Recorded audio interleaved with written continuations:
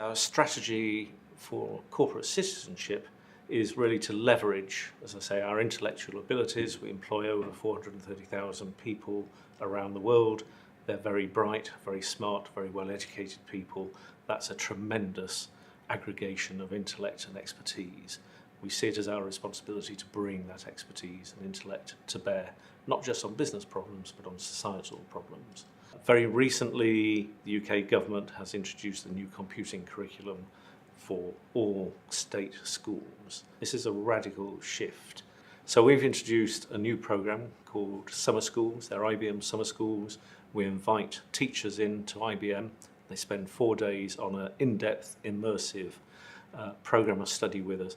By working with the teachers, developing their knowledge and their skills, their confidence, they're passing that on to the children, and they in turn will then eventually enter the workforce.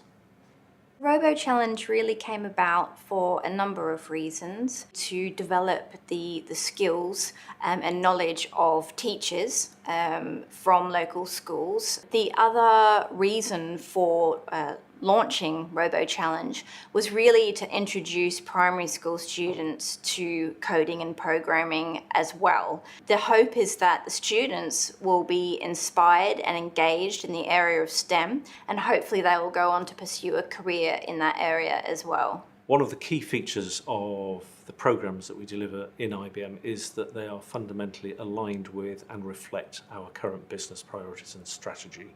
A great example of that is our program to retrain armed forces personnel who are either on the verge of leaving and retiring from the armed forces or maybe have just left.